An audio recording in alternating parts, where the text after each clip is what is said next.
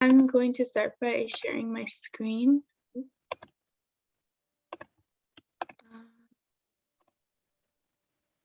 Sorry. Can everyone see? Okay.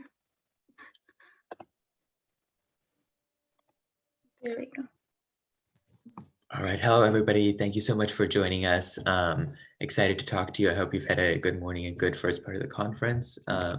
Next slide, please. My name is Karen. I'm from CCL, or Citizens Climate Lobby. I'm a senior in high school, and I joined CCL just over 2 years ago. I'm super passionate and concerned about climate change, and I see legislation or national policy as the most effective way to combat climate change. You might too, that might be why you joined the session, but that's what prompted me to join CCL. Krishma? My name is Karishma Goswami. I'm a junior in high school, and I've been part of CCL for, I believe, 2 years now.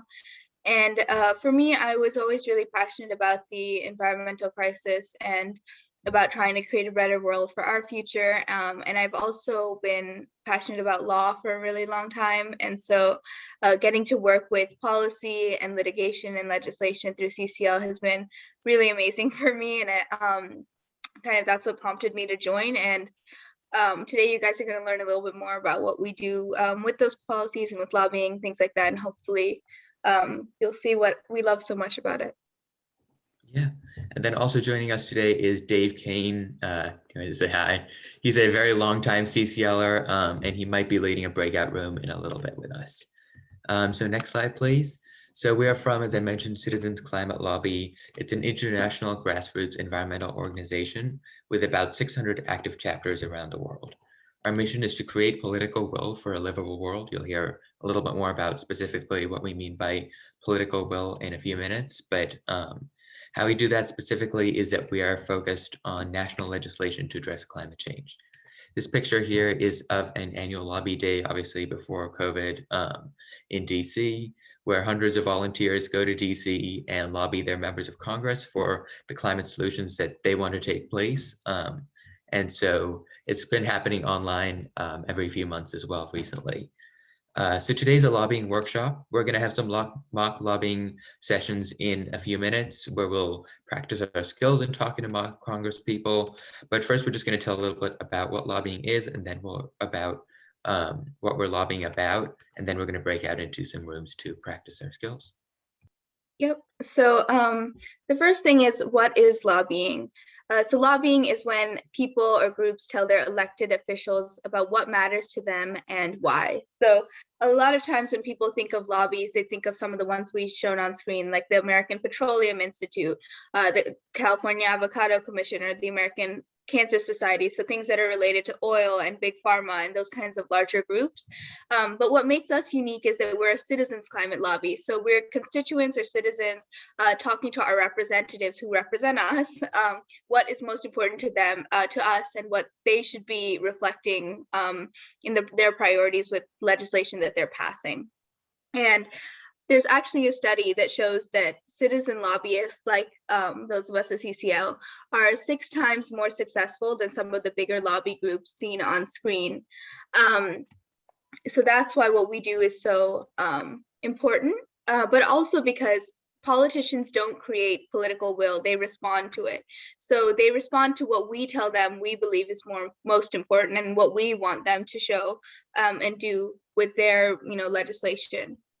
And youth, us, our generation, we have a moral authority on this issue because we have the authority to tell representatives that they're messing up the world that we stand to inherit. And by not taking direct action on climate now, they're screwing up our futures. Yeah, so now I'm going to go into a little bit, we're going to give a couple stories about lobbying. So this is a photo of a digital conference we had, I believe, in April of last year. So Karen and I are both there. And this one was with Anna Eshu, who's our representative. And she's truly amazing. She's an original co-sponsor of the bill that we're about to present to you.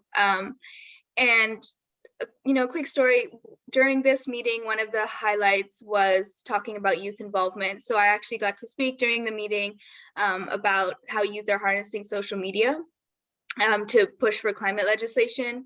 And in an earlier meeting, I'd spoken to one of her staffers, and he'd actually suggested that we do a social media campaign. And so we took that advice. We decided we're going to do a Twitter thunderclap movement, and we were in the process of planning it when we had this meeting with her. And she was super excited about it. She thought it was an amazing idea, and she said that she'd actually participate in it. So a little while later, we actually had the Twitter thunderclap, and it was a huge success. We got, I believe, a social media reach of over 60,000 people, and Anna actually was one of them. She retweeted it. She gave her own little message about why climate legislation is so important for our generation, which was incredible. And then another small note is a couple months ago, the bill that we were working on got reintroduced into Congress, and Anna actually sent a letter to Carl Dans on the top left, who's kind of our liaison with her, saying, I just wanted to let you guys know that it was reintroduced and that I'm going to co-sponsor it again. I support you. You guys, I have your back all the way. And thank you for all the work that you do with lobbying. So that really shows the impact that we're able to make on these representatives and on this legislation. Karen? Yes. Yeah. So my story, I think it was actually from this same meeting, but so as Krishna mentioned, Anna Eshu is an original co-sponsor of the bill that we're supporting, the Energy Innovation Carbon Dividend Act.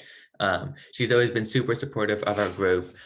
So oftentimes when we meet with her, it's almost kind of like a strategizing session, like how can we move this bill forward together, or asking her to support it with her colleagues, as opposed to just to support climate action at all, because she's already there.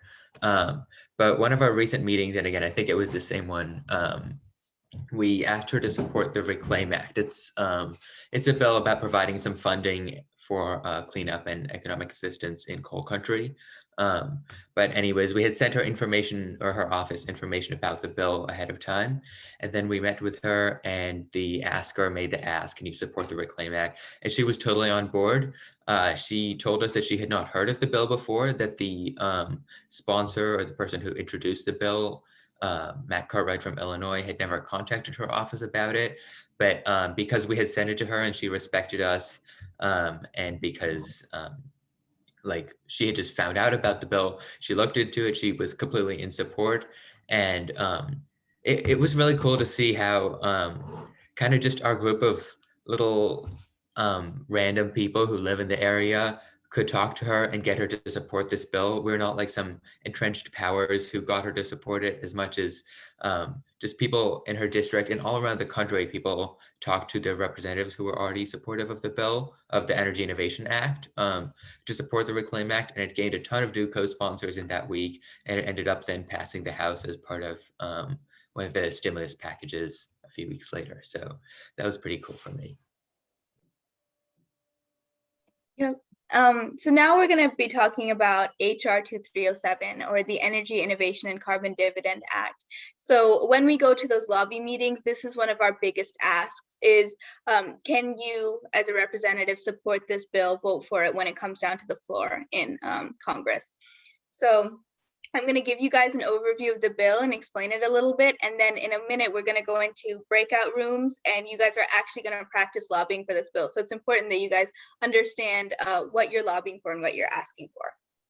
So how this plan works is that it puts a fee on fossil fuels at the source. So the source would be anything that's a direct emitter. So factories that burn coal to produce something, mines, wells, ports, those kind of things.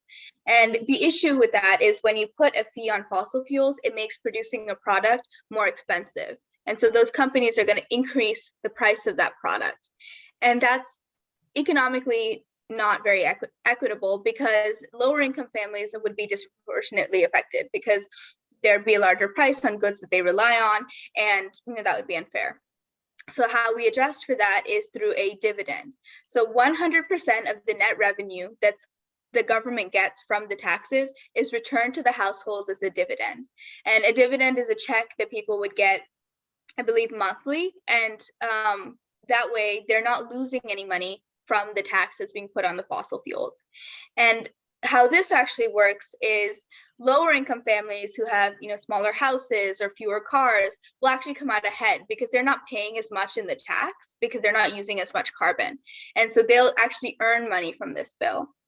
But higher income families who, jet out around the world every so often and have massive houses and tons of cars, they're going to come out way behind because they're paying a ton of money in taxes and carbon fees because their carbon footprint is so large. And so it's actually an incentive for some of those higher income families who might live less sustainable lives to begin increasing their sustainability and decreasing their carbon footprints. And then another facet of the bill is what you see on the right of the screen, the carbon border adjustment. So essentially what a carbon border adjustment is that it puts a fee on foreign imports coming into the country as well that are produced with carbon or, from factories with large carbon footprints. And the reason that we have to do this is because if we charge a bunch of money on fossil fuels at the source in America, there's two things that could happen. The first is people could start investing more in imports because they're going to be cheaper. They don't have a carbon tax on them, and that would hurt American business. The second is big businesses in America who have the bandwidth to do so can move all of their factories to other countries, start producing there without the carbon tax, and then just import stuff here. Now they've just completely skirted the bill and they're still having a massive carbon footprint. So by putting the tax on the imports, we are ensuring that American businesses can't get around it. And we're also incentivizing other countries to pass similar bills and similar carbon taxes, because if we're taxing all their imports, we're going to start investing less in their imports as consumers, and that's going to hurt them. So it's going to try and make sure that more and more countries are becoming more and more sustainable. And just kind of like a little anecdote on the fundamental principle of charging a fee on fossil fuels is that if you're going to increase the price on something, people buy less of it. And an example of that is with cigarettes. Government raised the price of cigarettes, I believe, around after World War II when people were smoking a lot. And then people started buying it less because they couldn't afford it so much. It became more of a luxury item. And that's the goal with fossil fuels, is to kind of incentivize people pulling off of fossil fuels. Yeah, so we think this is a really exciting bill because of these four attributes. Firstly, it's environmentally effective. Of course, that's why we put any climate policy into place in the first place. By putting a steadily rising price on carbon, it incentivizes, as Krishma said, people to buy less highly emitting products. It's going to incentivize, say, some people to switch to things like electric vehicles or driving less. And also, even more importantly, big companies, their biggest goals almost all the time are to reduce their costs as much as possible and increase their revenue as much as possible. So on the cost side, if suddenly running, say, a factory on renewable energy or shipping, it's going to be, they're going to move towards the cleaner side of the picture. And by shifting this burden of cost toward renewable energy, that's how we're going to, within this capitalist system, change or reduce like our greenhouse gas emissions. So secondly, it's economically equitable, again, because of that dividend part. So all the cost is essentially taken, it's taken into one trust fund, however much, if a person who's like always flying around the country, has a huge house, it's taken from them, the fee. Somebody who's like spending just a little bit more on the fee, it's taken, then it's divided equally among households based on the number of people who live there. So it turns out that about 2/3 of people come out ahead by income, meaning that they get more back every month in the dividend check than they pay in increased costs because of the fee. And there's been a bunch of models that have studied both effects of the dividend and the effects of the carbon fee that's going to reduce greenhouse gas emissions to net zero by 2050. So there's a lot of scientific or like economic basis for this proposal. Thirdly, it's financially responsible. This is especially important to some conservatives, that it's revenue neutral. So it means that all the dividend expenses are completely paid for in fee revenue. So there's no more payment that's not being paid for, nor is the government keeping any equal revenue. So it's exactly like evens out. And then fourthly, we think it's politically feasible. Carbon pricing has support even across the aisle. It has a lot of supporters within the Biden administration. And once you start getting dividend checks every month, it's a lot harder for a future Congress or administration to take such a policy away, as these powers change every 2 and 4 years. If you think of it as like some of the most popular programs like Social Security, even if they might be really hard to pass today, they stay in effect because it would be so unpopular for a politician to say, we're taking away this check that you get every month.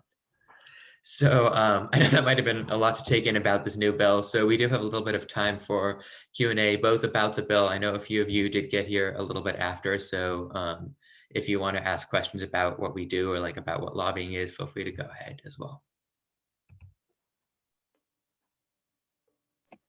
So I came here pretty recently, but I do have a question. Is this in any way integrated with the Green New Deal? No, I don't think it's part of that package. It's a separate bill.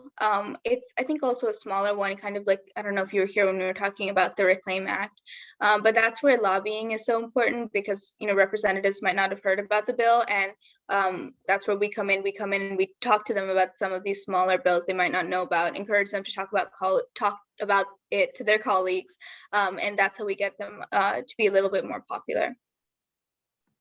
Yeah, and just to add on, sorry, the Green New Deal is kind of what exists so far and was just reintroduced a few days ago is a non-binding resolution. So it sets out some goals and some kind of ideas as to how to combat the climate crisis and related issues, but there's not a specific bill that would do something like putting a price on carbon or regulating greenhouse gases or anything like that directly involved in the Green New Deal. That's supposed to be like separate bills. So like exactly what they are is not necessarily decided between the different like factions of Congress. Thank you. Oh, sorry. I have a question about the bill. Is there one politician or a couple like politicians you're targeting mostly? Well, I mean, we need support from the majority of Congress, so there's not like one that's going to make all the difference per se in terms of targeting. So like, I'm going to change the question a little bit in terms of like some of the biggest supporters in Congress, like Ted Deutsch from Florida is the one who introduced the bill.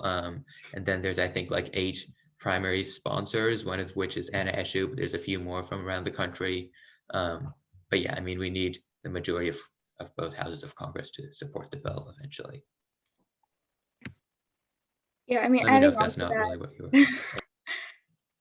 Yeah, I mean, like last year it was introduced as a bipartisan bill. This year it's a, I believe, only Democratic bill. So, and we also have a majority of Democrats in Congress. So I guess people might be shifting their attention more towards Democratic representatives, but we still lobby everyone. And CCL in particular still has a very big focus on getting conservative constituents and representatives to know about the bill and support it. But, you know, to get it passed, we might just need Democrats this year. And so that could be significant.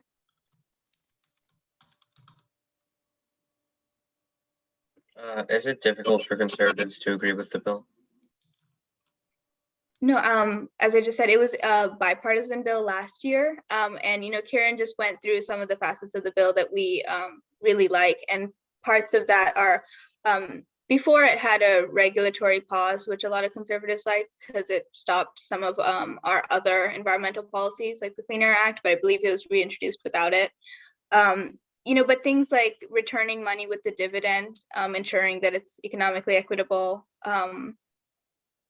Karen, do you want to add on a little bit? I mean, yeah, like the whole revenue neutral thing, given a lot of conservatives, this is kind of more my personal opinion, let me just say, but are not necessarily speaking out in support of climate policy overall, but they recognize that if we're going to take some climate action, sometimes this is their preferred one because it does work within like the economic system. And so instead of say placing new regulations on greenhouse gas emissions, it like places a price on carbon, which companies can like know ahead of time what it's going to be and adjust to that.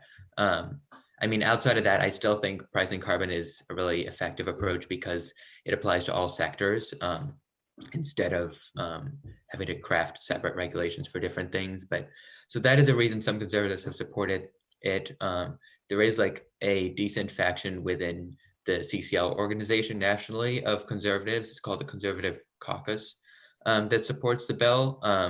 In Congress right now, there are no Republicans, but sometimes we think like if we had a few, then more would join, but you need kind of sort of like a critical mass for the party to feel okay with it. But they do sometimes are now starting to have some talks within their party about what kind of climate solutions they would support. And they sort of align with carbon fee and dividend. Yeah, and Dave put something in the chat as well, that you're not really raising taxes because or at least like the taxes are not being kept by the government, they're being returned back to the people.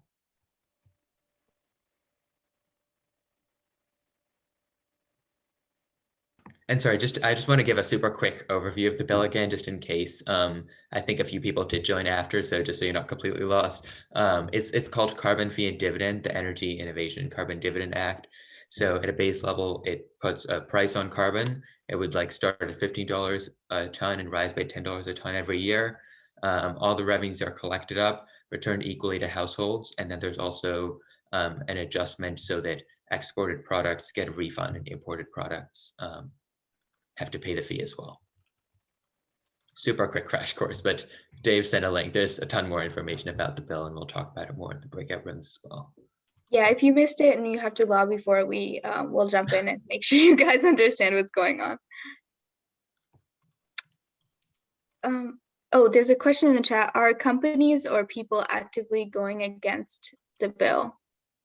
Oh, I think that was sent just to me, but I don't think I've heard of anyone necessarily lobbying directly against the bill. And actually, because the carbon fee is predictable and it's going to rise by $10 every year, a lot of companies actually, I mean, obviously they don't love the idea of their products being taxed, but they like it more than some of the other carbon pricing things because they can adjust for it over time and they know exactly what's coming. And then that also makes it easier for conservatives who are associated with coal or other fossil fuel companies, because they're able to say, my constituents want this bill, so we're going to vote for it, but it's better for you guys because it's predictable, so you know exactly what's going to happen. So it's, I guess, it's less of a bitter pill to swallow. Then we got another one. What are the biggest challenges that stand in the way of the bill getting passed? Well, last year, I think it was getting the bipartisan support. We didn't quite make it to the number that we needed, but we had, I believe, 86, which was huge. So we got a lot of support.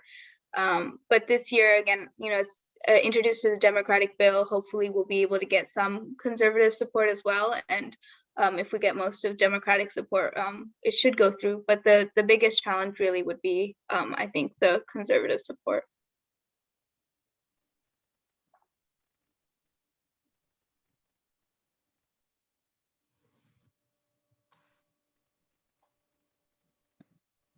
If there are no other questions, we can break out into breakout rooms, and you guys can always ask questions in there as well, because we'll be in those.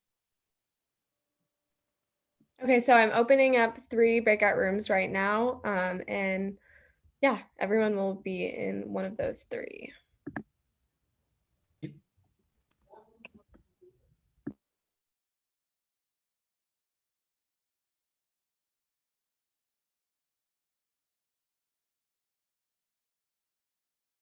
Okay. Hey, want to pause the recording? Yeah. That I was answering. Did that make sense? Or did you have a follow-up? Okay. All right, great.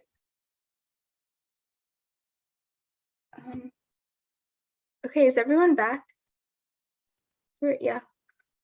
All right, so I have one more slide to share. Oh, let me open that up. It just has our contact info and the link to join CCL with. So if you guys want to screenshot that, I was telling my room this, we have a lobby meeting in November coming up that might actually be in person. So if you guys enjoyed this exercise and it's something you're interested in, I'd highly encourage that you guys sign up here at cclusa.org/join.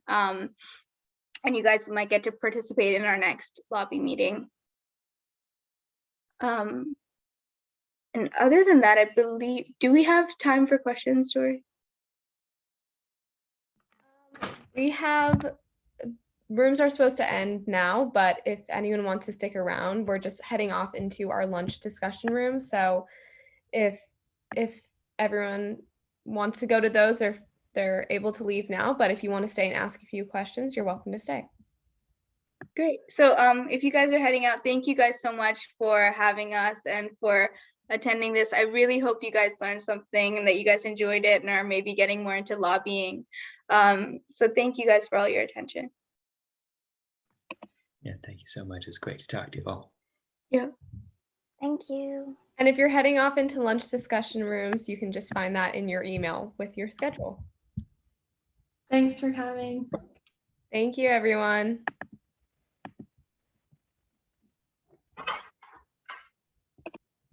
Okay, I'll end the recording.